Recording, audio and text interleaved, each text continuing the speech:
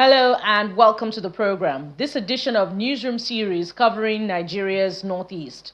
I am Bukola Koka. And we begin in Gombe State, where Governor Inuwa Yahaya has inspected multi-billion naira mega projects and the construction of secretariats for local council development areas in Pindiga and Gombe West to conclude his 2 months working tour across the state. The governor's legacy projects inspected include the Three Arms Zone, which houses the High Court and House of Assembly complexes and State Secretariat, the Underpass, the Mechanic Village, and Gully Erosion Control Sites. The governor believes that upon completion of the projects, the state will make a clean break with its past status as a one-camel town, but a full-fledged cosmopolitan city and the business capital of Nigeria's Northeast.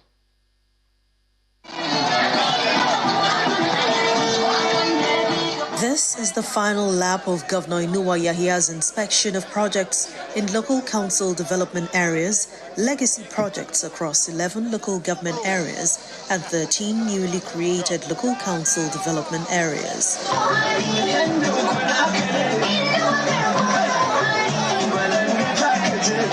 Some of the projects inspected are secretariat buildings for Pindiga Local Council Development Area and Gombe West Local Council Development Area, which are at advanced stages. I am happy with the level of development as seen here physically. I would like to task you to please work harder. If it means double effort, double up your effort and deliver ahead of time. Do you have any issue with regards to payment? Any issue? Without issue of payment, there shouldn't be any issue that will cause delay on the project. Your money is there, so work day and night will pay you and ensure that we open this project ahead of schedule. The Central Business District in the heart of Gombe State is a giant construction site as work continues on the House of Assembly, the High Court, Secretariat complexes, and network of roads linking the Three Armed Zone. Issue of furnishing also will come in. I'm ready to do it. But if you don't deliver the building one time, we'll not be able to finish the furniture. We'll finish everything, inshallah. So, double up. Like I said, your money is there. Gulping close to 77 billion naira, the underpass is another huge project of the Inuwa Yahaya government within the city center with accompanying networks of roads. The secret behind the success at the Joint Project Development Agency in Gombe State is the maximum cooperation that we are having from His Excellency, the Executive Governor, and also the local government chairman, because it's a collaborative responsibility. So you must have support from His Excellency, the Executive Governor of Gombe State, and also from the local government chairman. And they have been very, very supportive, especially His Excellency, the Executive Governor of Gombe State, who was the person that created this agency. He has been giving us all the necessary support that we need. Other projects inspected include the Mechanic Village, which is close to the Ibrahim Hassan Dakwambo ultra-modern motor park, and Gully Erosion Control projects spanning over 18 kilometers.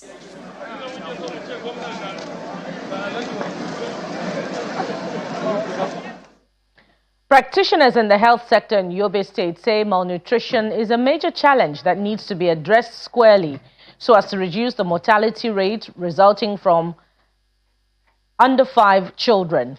In this report, Channels Television looks at how the Yobe State government is partnering with organizations to provide ready-to-use therapeutic food to both lactating mothers and children in order to curb malnutrition. Women from 5 local government areas of Yobe State gather in Kwalere Primary Healthcare Center, Funai, to register and get tested on their nutrition status. This intervention program is a collaboration between the state government and development partners to provide supplementation to lactating women and their children to prevent malnutrition. Last year, and even this year, we have been doing pre-lean season campaign in communities. For example, last year we were able to reduce that rate of severe acute malnutrition, or the global acute malnutrition, from 15.7% right down to 12.1% in Borno alone. And then in Adamawa as well, in Yobe, we're able to reduce. So the campaign that we did is bringing down the numbers, because when you reach 15% and above, it's like severe situation in a context that we are in. The initiative targets 5,000 lactating women and over 15,000 children under 5. This exercise involves the distribution of small quantity lipid-based nutritional supplements, or SQLNS, to pregnant and lactating women, as well as children 6 to 23 months, with the aim of preventing malnutrition. We targeted this specific age bracket because nutrition in the first 1,000 days of the life of a child, from conception to birth to when the child is 2 years. So this exercise is aimed at preventing malnutrition by targeting women and children in those age groups, providing them with supplementation that is essential for preventing malnutrition. And this exercise is being carried out across 5 LGAs in Yobe State. We are currently in Fune, but it's also being carried out in Damaturu, Taraba, Nangere, and Fika. The Executive Secretary of the State Primary Healthcare Board is represented by the Chief Health Promotion Officer in Fune. He applauds the support for mothers, which he believes will go a long way in preventing acute malnutrition. Honestly, the intervention is very important, because if you look at the problems of malnutrition, example like SAM, it has reduced drastically, honestly. So it has reduced to the minimal level with the help of this Maradina's supplementation given by them. Parents are willing to bring, but because of the far distance, hardly for them to even to have a transport money that they can come to even collect the supplements is a problem. Yobe is one of the states in northern Nigeria with high cases of malnutrition, especially in the areas affected by conflict.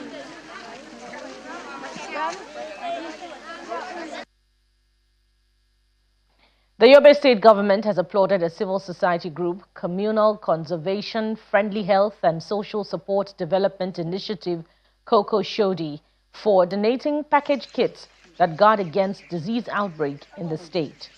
The Director, Immunization and Disease Control in the state, Dr. Bamali Ali, who received the items at the headquarters of the Primary Healthcare Management Board, reveals the items would complement what the government is currently doing. The items are expected to strengthen life-saving nutrition, protection services for crisis-affected populations in Damaturu, Nguru, in Yobe State. This is NHF-supported project, and it is being undertaken, implemented by Koko Shodi and SWORG in Damaturu, Nguru, and Madagali in Adamawa State. So the project is intended to support communities and strengthen our response for common illnesses and emergencies across the state where the need lies strongly.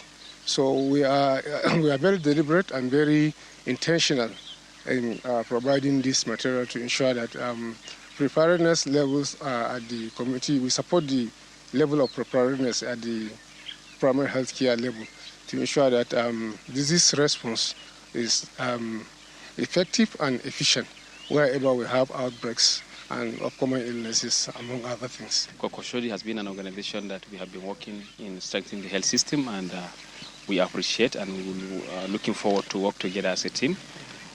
This will not be the first and will not be the last, and we are looking forward to work together. So all these outbreak response packet kits are very important for us and the state health sector at large. So we appreciate and looking forward to work together as a team. Away from Yobe State now, the Taraba state government, in collaboration with the World Bank, has commenced enhanced healthcare delivery service to address causes of maternal and neonatal deaths in the state. The wife of the governor of the state, Mrs. Agi Kefas, says the state government will fight to ensure that all children in the state get vaccinated. Officials of the Taraba state government, including the wife of the governor, are meeting with development partners led by representatives of the World Bank to address the rate of maternal and neonatal deaths in the state. The meeting is part of efforts to improve routine immunization and strengthen primary healthcare service delivery in the state. So many mothers die from preventable complications during pregnancy and childbirth. The health sector grapples with financial constraints to implement its annual operational plans. We also grapple with human resource for health shortage, commodities and supply chain disruption due to limited funding from government and a lack of partners to support critical interventions. It is of interest to know that Nigeria, being one of the countries with the highest maternal mortality in the world, as we speak, Northeast, we have maternal mortality of over 1,500 per 100,000 live birth. What it means, if you have 100,000 women that are pregnant, you have over 1,500 of those women will die. Pregnancy is not a death sentence. It's supposed to be a blessing. And here we have people dying. And what do we do to address this maternal mortality? What do we do to get vaccines to our children? What do we do to ensure that we give the best? It is this MOU. And the capacity of our staff have been built. 5 local government areas in Taraba State are among the 174 identified across the country for contributing more than 55% of maternal and neonatal mortality in the country. According to the State Primary Healthcare Development Agency, 1,500 out of 100,000 under 5 children die every year of vaccine-preventable diseases, a source of concern for the state government, which is promising to take decisive action to address the rate of maternal and neonatal deaths. The Governors Forum will continue to back Taraba and other states to strengthen primary health care and ensure no child is left behind. Let's keep working together to build a healthy, happy, and protected community.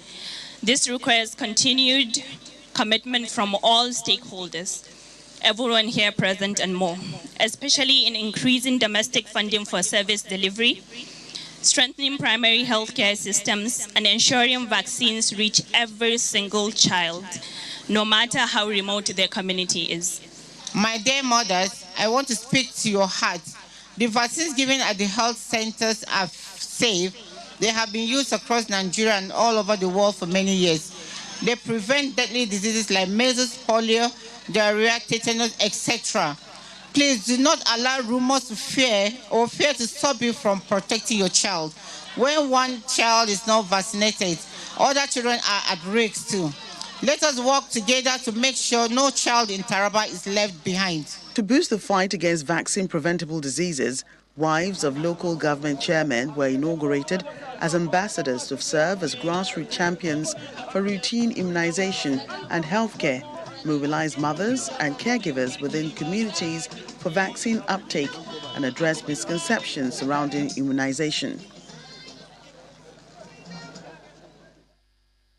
And still to come on the program, the Borno State chapter of the PDP says it is ready to fill in a presidential candidate and all other elective positions ahead of the 2027 general elections. Stay with us for details just ahead.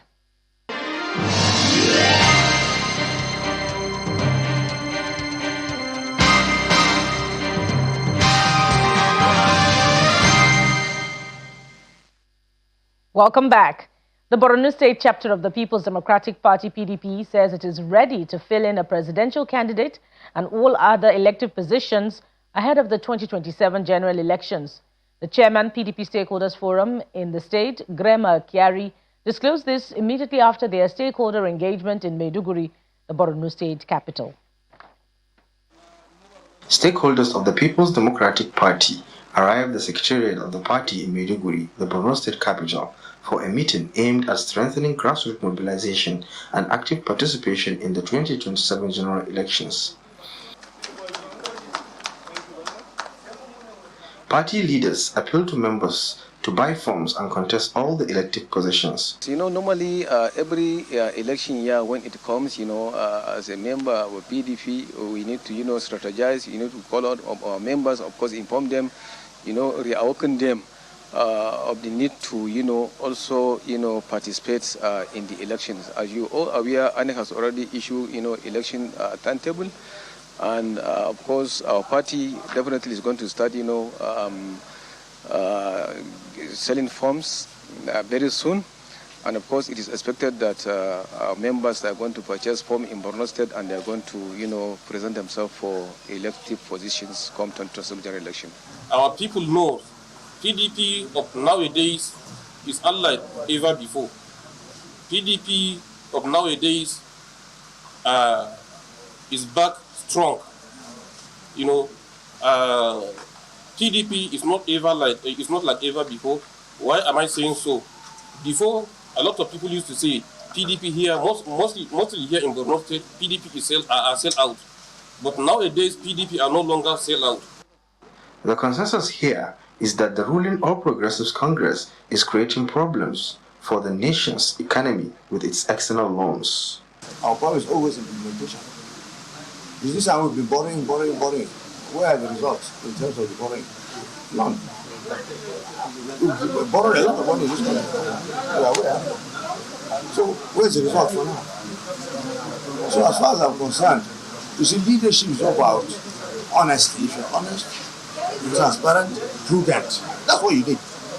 You don't need anything more than that.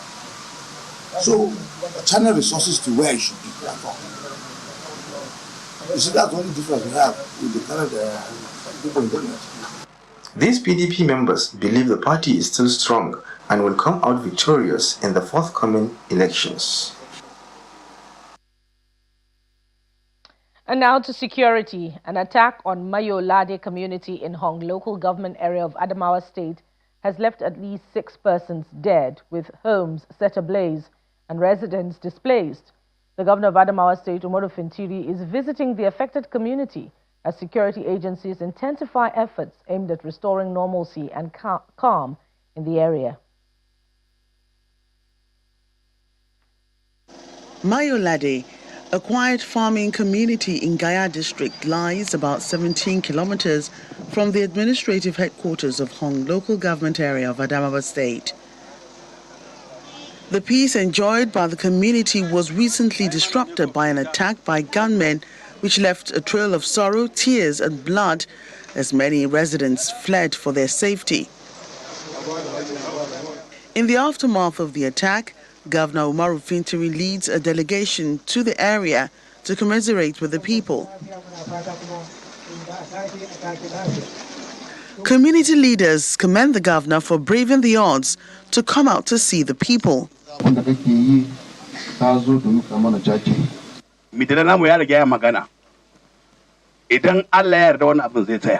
Speaking to journalists later, the chairman of Hong Local Government Council, Yusuf Waganda, says about 9 people were killed by the attackers. We thank the governor of Adamawa State, His Excellency Right Honorable Ahmad Fintiri, for visiting Kuvagaya, for what has happened to the people of Kuvagaya. The incident has come day before yesterday and killed about 9. And the governor of the masses, he see that it's his duty as the chief security of this state. He came to condole with the people of Kuvagaya and the people of Ladde. So he's here present since yesterday. We are running helter-skelter to see that these people, we condole them and they are comforted. A situation Governor Fintiri describes as unfortunate. It's quite unfortunate for what has happened, even though it's wide on government space that we found ourselves. But that is not an excuse that we cannot defend our people as government. So with the unfortunate incidents that happened, I'm here physically in the community to condole with them and sympathize with them and to reassure them that the government and the security agencies are always available and with them to ensure that their interest is defended. They've been defending themselves, and the government are also making effort to ensure that we recruit some of them to be in the forest guard, and they are being supplied with modern equipments. It's still going on, and we'll continue to also recruit and strengthen more of them so that they can collaborate with the military to ensure that the community is properly defended. As normalcy gradually returns to the affected community, residents of Mayo Ladde are now confronted with the task of picking up the pieces of their lives as security is beefed up in the community.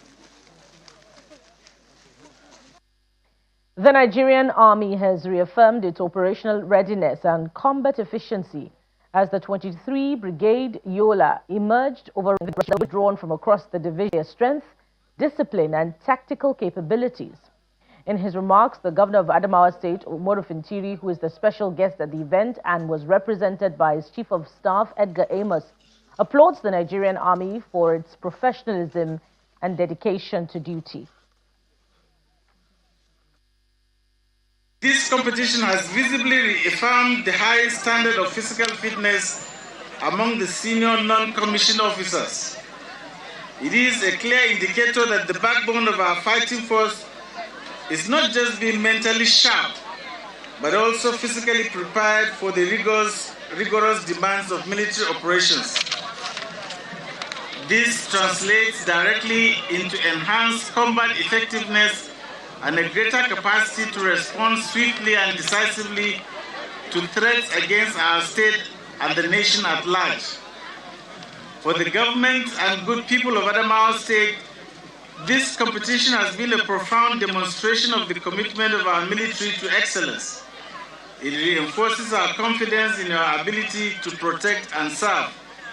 It is a visual assurance that the investment made in your training and welfare is yielding tangible results in the form of highly capable and dedicated soldiers. We celebrate not just the winners today, but the enduring spirit of every warrant officer and senior non-commissioned officer who participated and gave his all.